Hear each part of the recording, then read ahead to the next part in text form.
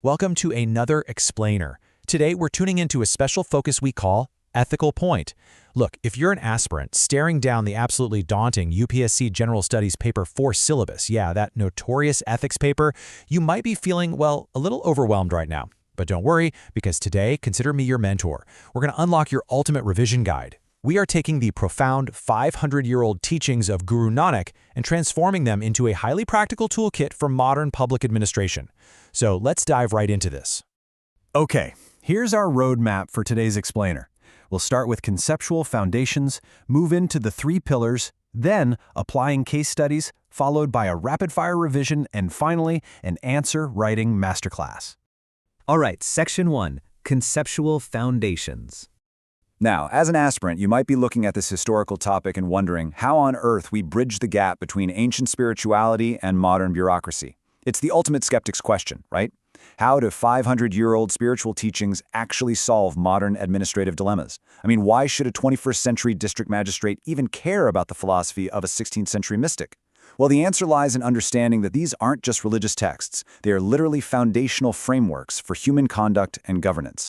To really grasp this, let's look at our first crucial term, pluralism. In layman's terms, pluralism is simply the active embrace of diverse beliefs and fostering peaceful coexistence in a society.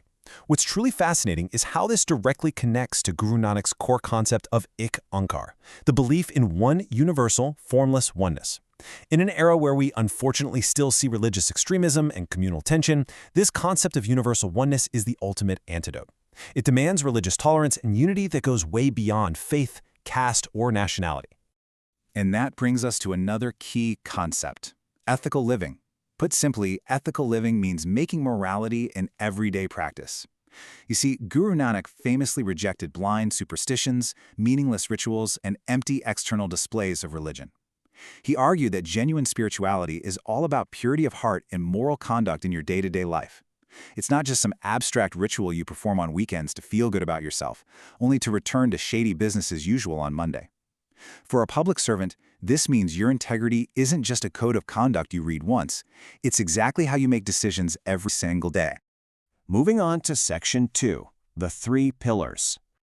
Let's see how this builds into actionable advice. Think of these three pillars of Guru Nanak's philosophy as your ultimate ethical compass. First up, Nam Japo. This is spiritual contemplation that fosters humility and inner discipline. Second, Kirat Karo, which means earning one's livelihood through honest and dignified labor. And third, Vanchako, sharing your earnings and resources with the needy. When you put them together, these sequentially integrate inner spirituality with outward, real-world social responsibility. Let's pause right here and define a modern term deeply associated with that second pillar, Kirat Karo. We call this fair enterprise.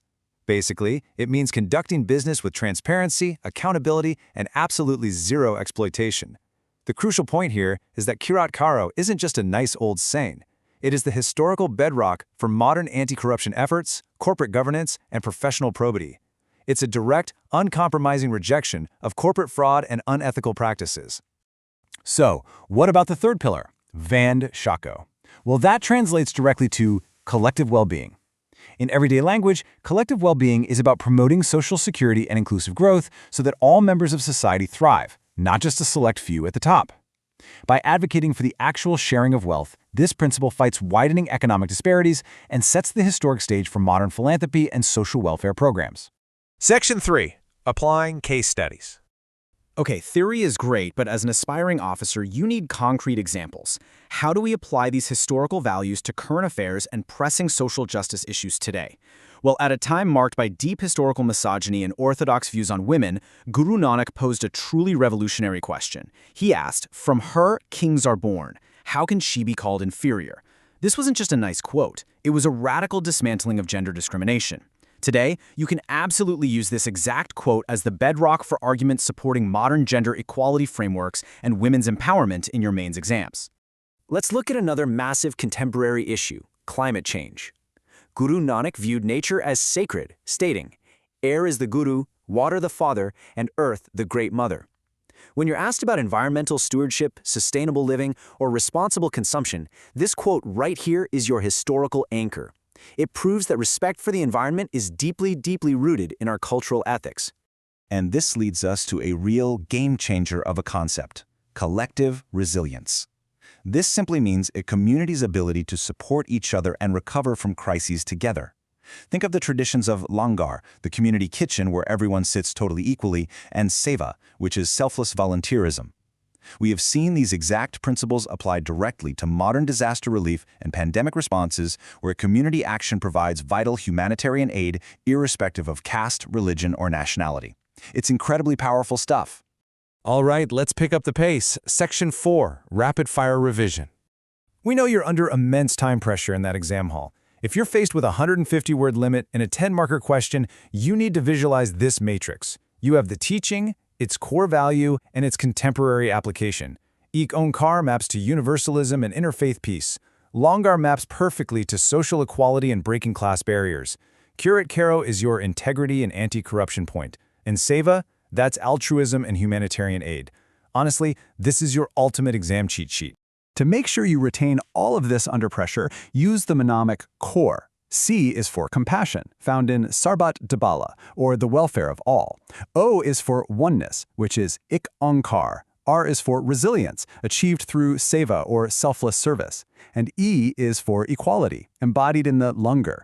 Remember your core values, and you will never freeze up on an ethics question again.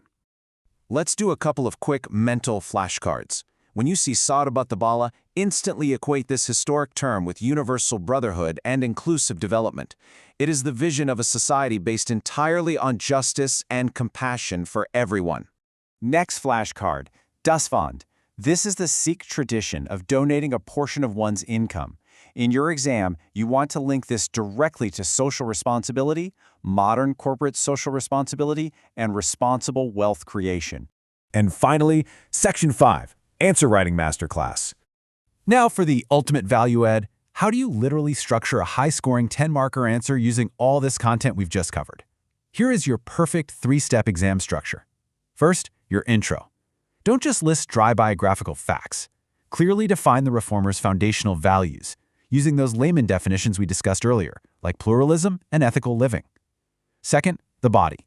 This is exactly where you apply the 3 pillars, like mapping Curate Karo to modern anti-corruption, or Seva to disaster relief. Finally, your conclusion, or way forward. Always link the historical philosophy back to the modern goal of building a peaceful, inclusive, and ethically grounded society. Let's end with a provocative thought to test your brand new toolkit. Imagine this mock UPSC dilemma. You are a newly posted officer.